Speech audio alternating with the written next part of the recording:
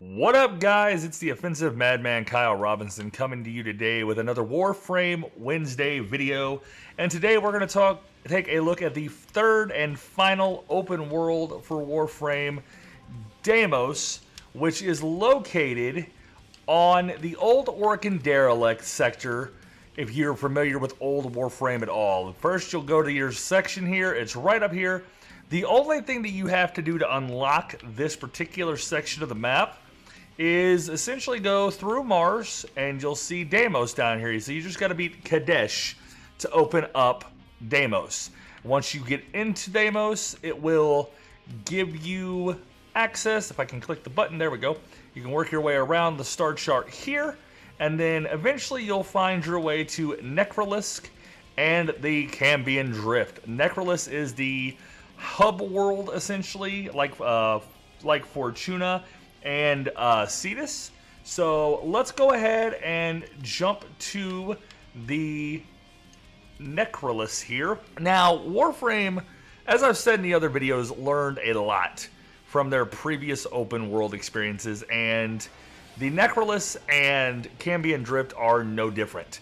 First off, the beauty of this world cannot be understated. Just take a look at this now. I'm playing this on the PC, but I've played this on the PS4, PS5, and this is just an absolutely immaculate world that they have created here. It is set up a little bit weird, as it is an infested open world. The big main character you'll run into is Mother. So let's take a look here. Spoilers for anyone who hasn't done the quest line yet, mind you. This is not how I would have chosen to welcome a colleague, but embarrassment is a luxury I discard. That is a big, Frankly, infected woman. The entire story of the Intrade, which is this family, is a very good one. It's actually very well done in the story. A lot of times Warframe hides its lore in random places. In this case, it actually just kind of put it all on display for you to read and learn about as you played through the Intrade quest, which will open the Cambion Drift and the Necrolisk here. So standing with them works like anything else, except you have the option to do bounties, which gives you tokens, right? See here how it says 18, 24, 42, 10, 120. What's fucking cool is you could just run through the bounties and collect tokens. All you gotta do is collect tokens, and there's various things here. The Isolation Vault is a big one. Those have 3 tiers, and you'll see the random rewards that you get on top of the tokens. What you do with those tokens is you go to Grandmother, who is another one of the characters that you meet. Go to Grandmother, and you'll exchange family tokens. And you can exchange the tokens for various things in her shop, or you can trade them for Intrade standing. So this is how you earn your standing with the Intrade, which is really, really badass.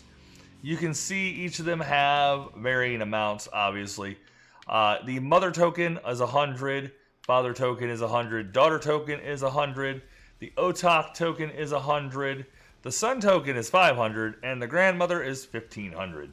Then the Universal Medallion is 1,000. So that's how you earn standing with the Intrade, which is really cool because you can essentially continue to play the bounties without fear of really losing out on anything.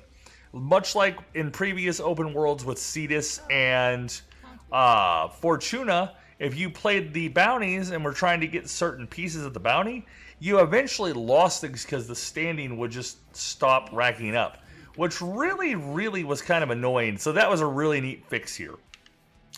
That's kind of the 2 biggest things. One of the things you noticed in that Isolation Vault is Warframe introduced Necromechs, which when I first heard it, I was a little confused by, but apparently necromechs are the most OP motherfucking thing on the planet. Now, I have not gotten myself a necromech, which is why we will not have gameplay of a necromech. I've not gotten the necromech here, but you will play, a little more spoilers for those of you who have not played the quest, you'll get to play with a necromech as part of the main quest line that introduces you to the Intrade. And I'll tell you now, good God, necromechs are fucking fun. Oh my God, necromechs are fun. So they're probably one of the cooler things that were added in Warframe as well, as far as the transportation module goes. But they're being used for more than that now. They are actually going to be included with the Railjack content. As you level up your Railjack, you will also earn the ability to deploy necromechs. Not just in open worlds now, but apparently also in Railjack missions. The Cambion Drift. Two things stand out for me in this world of the Cambion Drift. And the first is just how absolutely beautiful it is. Absolutely beautiful. Because it is just really well. I can't put it in enough terms. It's really well done. The other thing you'll notice is that there are plenty of resources that you can get as you run along through the open world. And as with every other open world, you're also able to use your Arcwing and your K-Drive, which is very handy. But we're just going to kind of run around just because I want you guys to take in just how immaculately pretty this is. So what I was talking about with the resources is they're pretty much everywhere. Like right there is a bubble that you can pop. And maybe I can pop it. There it goes. And you pick up a resource. Basically, with this being an infested planet, there are just infestation, no pun intended, everywhere. So you just run around, and if you see something that glows, shoot it. Boom, resource. And there are an abundance of resources that you can get this way. But they're obviously not all that way, just like with every other open world. They do want you to mine, and they also want you to go through the process of fishing to get certain things. So, one of the other neat additions with the Cambion Drift were the Warframes that came with Parts 1 and Part 2 of this world. Part 1 was Zaku, the quote-unquote broken frame.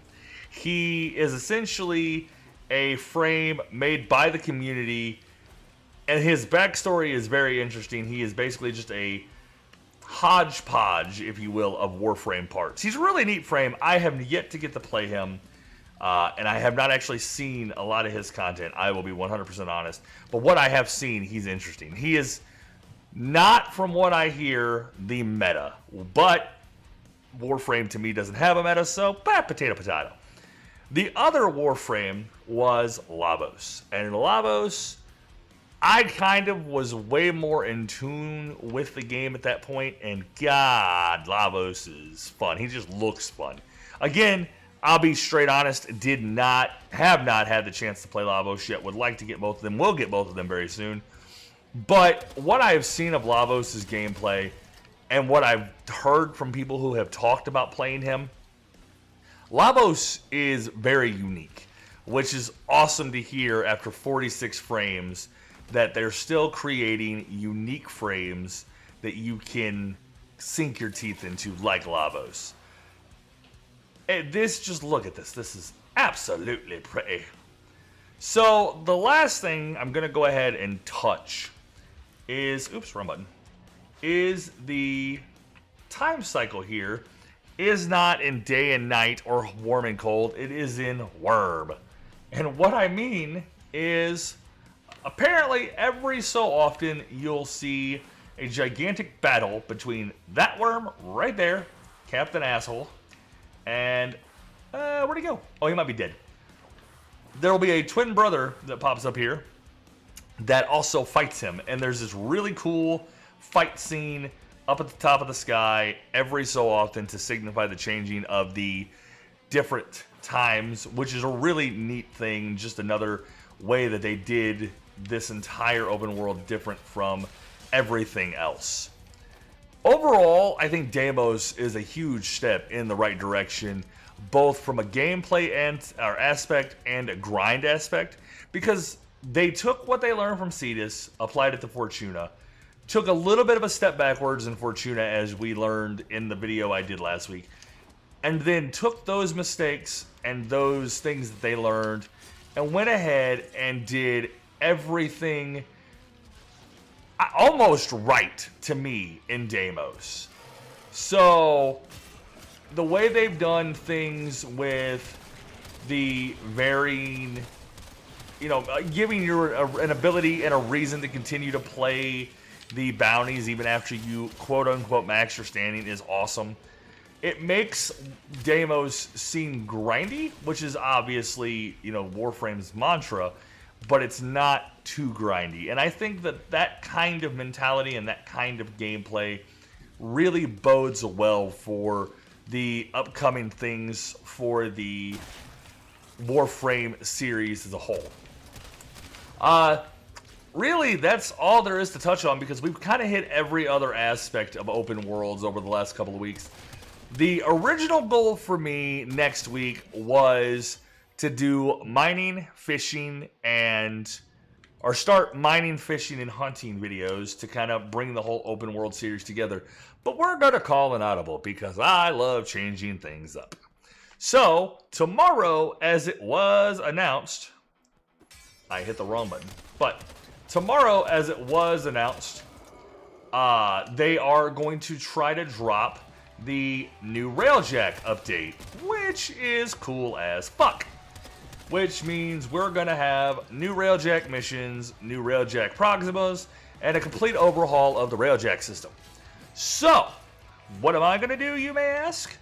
Well, next week we're going to do a review of the updates and rework of Railjack.